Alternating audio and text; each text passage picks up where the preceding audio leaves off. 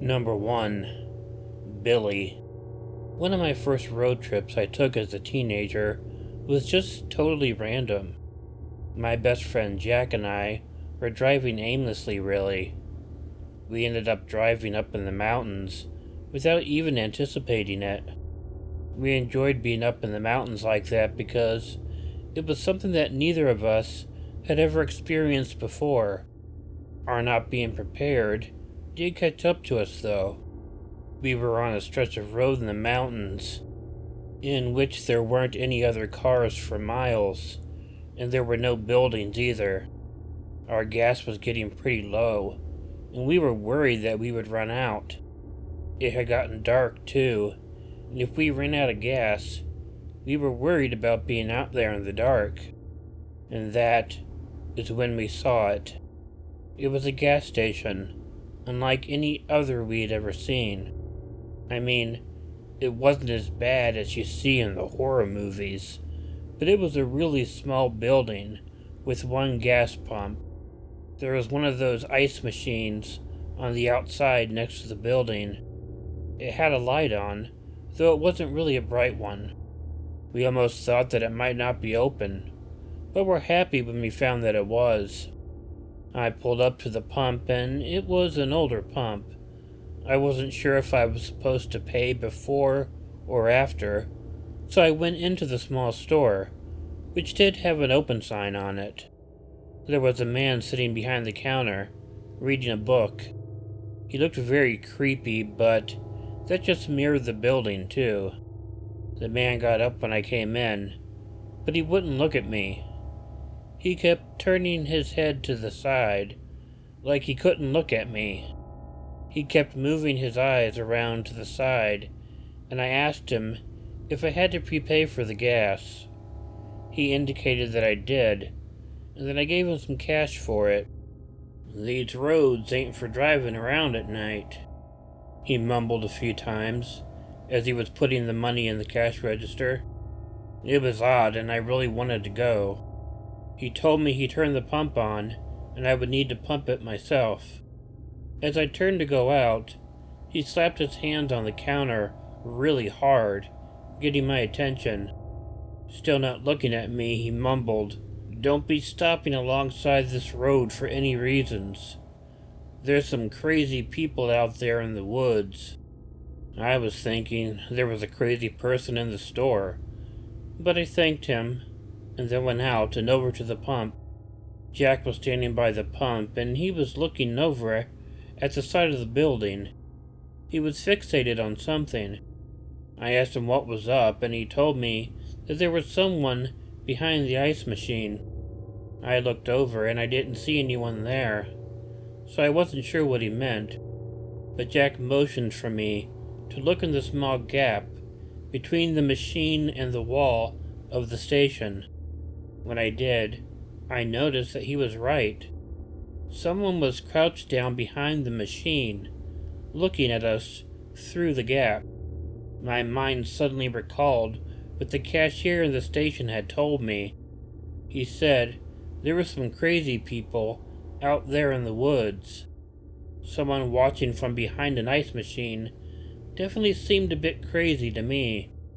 I whispered to Jack to keep an eye on him while I pumped the gas. This was just a weird and uncomfortable situation, but we didn't want to engage with the guy because the whole thing was just too strange. I wasn't comfortable with us not keeping an eye on him. After a few moments, I felt Jack tug on my shirt really quick. Instinctively, I looked back over at the ice machine.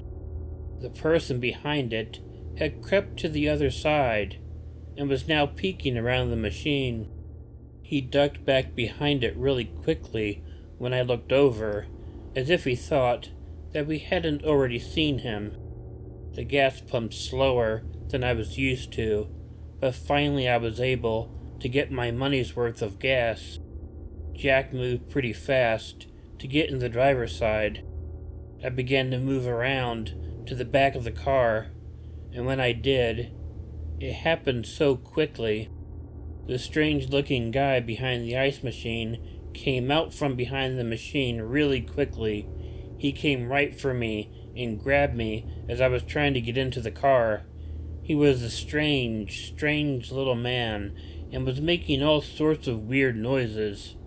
He was strong for his size, though, and had a firm grip around my waist. I, of course, began screaming for help. Finally, I heard a gunshot, and the guy let go of me. Turning to see what was going on, I saw the guy who grabbed me run off, away from the gas station. I also turned to see the strange cashier holding a rifle. He was yelling at the guy, "I told your ass to stay off of my property. Get out of here." He shot in the direction of the strange guy again. Afterward, all he said to us was, "Don't stop alongside the road. Billy there ain't right in the head." Then he went back into his store. Jack and I got in the car, and we got out of there as quickly as we possibly could. We didn't stop the car again until we were well far away from there, and we absolutely had to.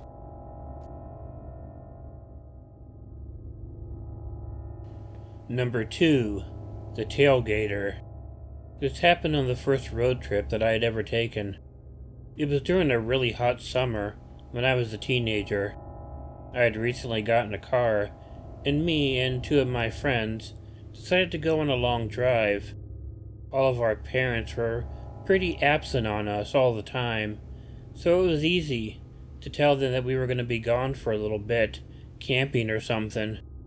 However, I don't even think that they would have cared if we had told them that we were going on a road trip. We didn't have a lot of information back then on how to get around. There was no Google Maps and no GPS. We just started to drive out on the roads and see where it would take us. We had money for gas and some food, and since we were guys, we didn't mind even sleeping in the car.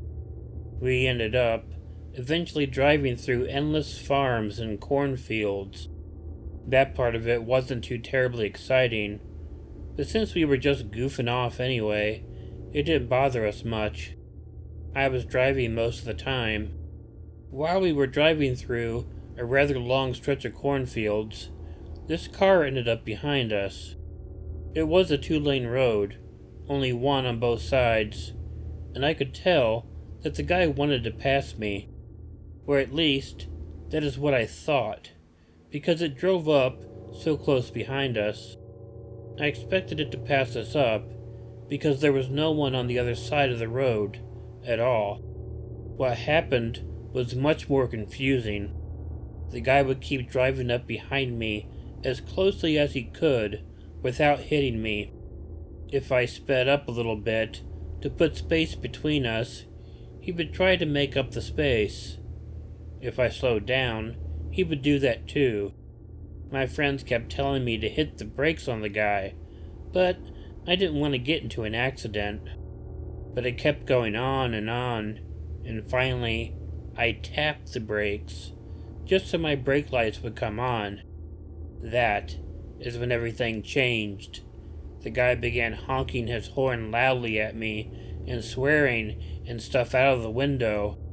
He kept driving up really close to my car and then honking before backing away and doing it all over again. I could tell that the guy was severely pissed off. My friends were laughing, but I didn't think any of it was funny. I was scared to death. After a while of doing this, the guy finally pulled into the other lane. He drove up, so our 2 cars were right beside each other on the road. I looked over, but I couldn't see inside the car because the windows were really tinted.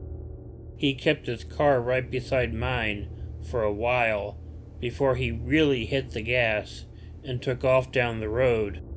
Pretty soon, I couldn't see him anymore. My friends were giving me crap about it all, saying the guy was just an ass and there was no reason for me to be upset about it. But I was unsettled about it, and I got very quiet as we kept driving along. And that is when I noticed it. There was a car driving on the other side of the road that came into view. It was going really, really fast. I could tell right away that it was the same color as the car that had just tailgated and passed me. I couldn't tell if it was the same car or not, but I sure believed it was, and I was scared with how fast it was going. I don't know how many car lengths in front of me he was before he did what he did. All that I could be sure about it is that I knew he was going to do it somehow. I was just waiting for it. I can't explain how either. I'm just glad that I did. He pulled very quickly into our lane, as if he was trying to cause a head-on collision with me. Since I feel like I expected it to happen, I reacted very quickly, driving us off the side of the road and right into the corn. Luckily, the cars did not impact in any way. Unfortunately, I did end up going into the corn, and the car stopped. We all got out of the car, wondering what had just happened and what might happen next. It was like the guy had just tried to kill us, and maybe himself, with a head-on collision.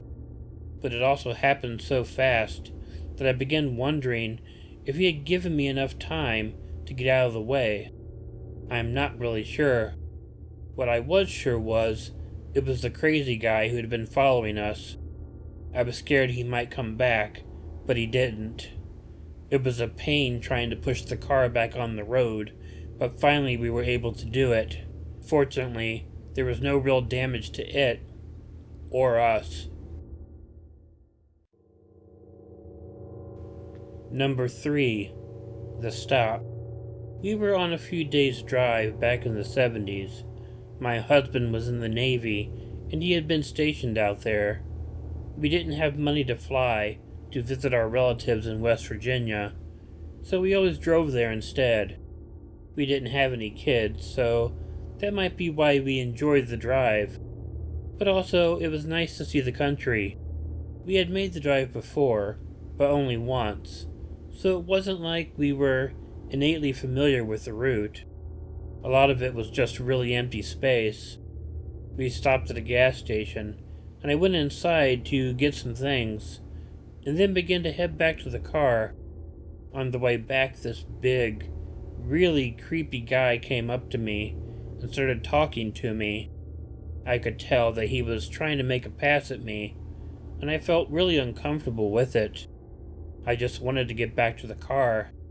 My husband was waiting there. I got into the car. The guy leaned down on the window. Looking over at me, he asked my husband if we could give him a ride. I motioned to my husband that I definitely did not want him to do that. The guy was creepy, and I didn't want to end up some person killed alongside the highway. I would have made up some long-winded excuse, but my husband simply said, "We don't pick up hitchhikers." The guy didn't take no for an answer, though. He also kept leaning all of his body weight on the window, and he was a big guy, so it seemed like he was trying to make it impossible for us to drive off, lest we hurt him by doing so. However, my husband maintained we couldn't help him, and despite the fact that we couldn't, he wouldn't stop leaning on the car. So finally my husband began pulling away. The guy got really pissed off, thinking that my husband was trying to hurt him. He kicked the car as we began to drive away and began yelling and screaming things at us. I was shaken as we drove off, but happy that we had gotten away. If the guy was hitchhiking, then it was unlikely we would see him again. That was more than a small comfort. But after a short while of driving, we eventually forgot about it and decided to just keep enjoying our trip. We made a few stops along the way, and one was having dinner at a restaurant where we could just sit down for about an hour and just be out of the car. After that, we would be driving pretty much deeply into the night, trying to make as much ground in as short a time as possible. Late at night, I had been sleeping a little bit but had to use the bathroom when I got up, so we stopped at one of those rest areas that are along the freeways. It was one that had a lot of extra parking area for semi-trucks, but it was late enough that there weren't any people in the actual restroom building. On the way out of the building, I heard someone say something to me from behind, but I can't recall what exactly was being said. But as you probably have guessed, I turned around, and it was the guy from way earlier in the day who had asked us for a ride. I couldn't figure out at first how he had caught up with us, except I remembered later we had that long stop to eat, so he probably caught a ride and passed us up. But he was in a much different mood than the first time I talked. I could tell he was still angry at me for us not giving him a ride and pulling away like we did. I tried to get away from him, but he grabbed me by the arm. I then tried to scream, but he was so fast that he got his hand over my mouth and pulled me really close. He then began whispering some pretty horrible things in my ear that I really don't want to share, but it was enough to let me know how crazy the guy was and terrify me, as I knew what was about to happen.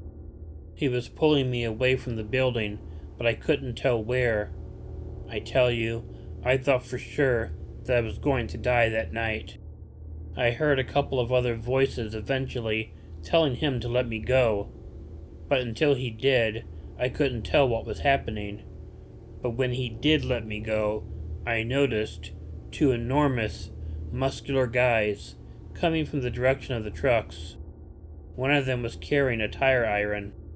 There was some yelling from the two guys, and the one who attacked me was coming up with all sorts of excuses, but the two guys, who I later found out were truckers, weren't listening. They ended up scaring the guy away. I mean, he ran off fast, and then they helped me up. They then brought me back to my car to make sure the guy wouldn't attack me again. I found out that they were a gay couple who worked together as truck drivers. I wanted their address so I could send them a Christmas card that year, and I got it. Steve and Terry were their names. We wrote back and forth for years until they both passed away, but I was always grateful for what they rescued me from that night.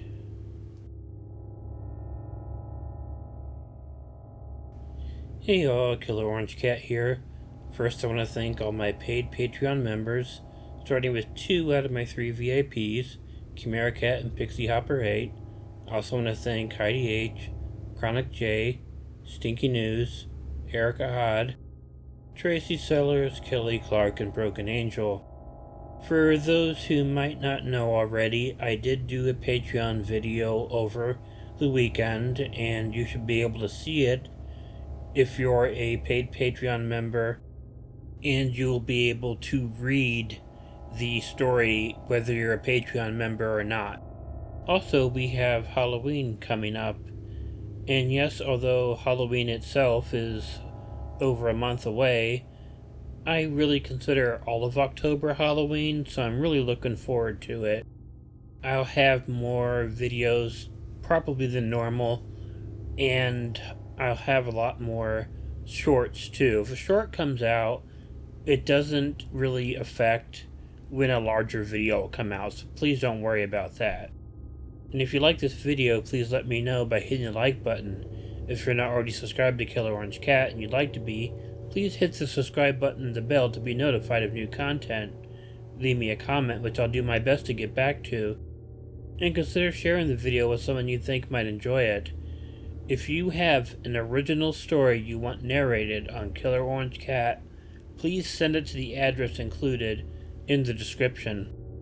And now I'd like to mention all my free Patreon members: Anthony Bowers, Remi, Venikins, Rose Metro, Woofer McWooferson, Cindy Cleveland, Vanapira Rayne, William H., Alien Unicorn 13, Joan Hoffman, Kathryn Lynch, The Bama Guy 334, Michael Vasquez, Bonnie Lynn, Collet Bond, Krista Pike, Prince UVA, HF Creations, Bonnie Gibbs, Linda Moore, DJ Lira, Evil Black Cat, Lori Hicks, Lisa Herman, Krystal Robin, Hillbilly 13, RhettSchall, John Tull, Baby and Baby, Sherry Hubbard, Vina Waldren, Whiteybird the Rooster, and Acrobatic Cat.